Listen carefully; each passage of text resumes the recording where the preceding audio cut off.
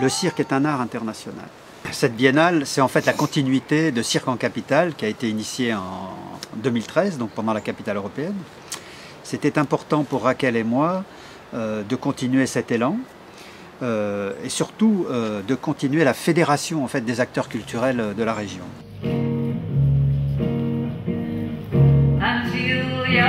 Alors le village chapiteau qui se passe donc sur l'esplanade du J4, pratiquement au centre de Marseille, en tout cas au cœur de Marseille, à côté du Museum.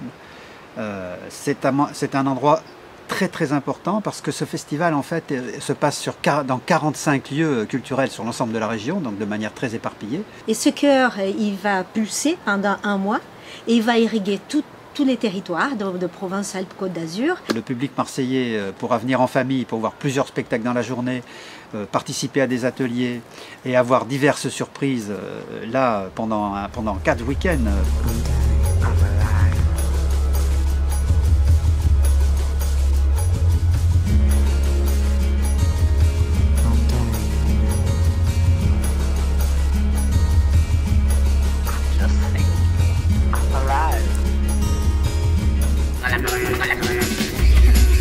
On va évoquer un petit peu MP13. C'est la première fois qu'une capitale européenne donne autant d'importance au cirque. Donc pourquoi et quels sont les résultats de ce choix? Il nous paraissait important, compte tenu du nombre de compagnies implantées et des lieux de diffusion qui existent dans le département des Bouches-du-Rhône et même d'ailleurs dans les départements limitrophes, de faire un focus, un temps fort qui témoigne de l'importance du cirque. C'est la raison pour laquelle on a conçu, outre d'autres programmations qui se sont étalées tout au long de l'année, on a conçu un temps fort qui s'appelait en janvier 2013 Cirque en Capitale et qui a été d'ailleurs le premier des grands temps forts de programmation de l'année. Après, il y a eu des manifestations sur la danse ou autres.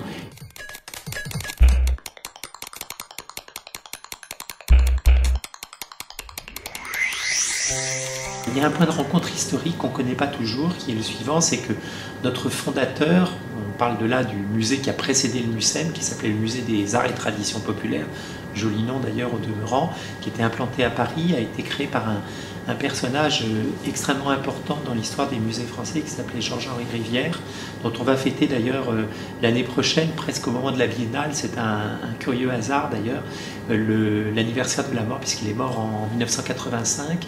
Et dès les années 1930, ce qui est tout à fait novateur pour l'époque, Georges-Henri Rivière a commencé à s'intéresser aux différentes formes de l'art circassien. Donc il se trouve que dans notre collection, qui est une collection très importante, nous avons probablement un des fonds sur l'histoire du cirque les plus importants des musées européens.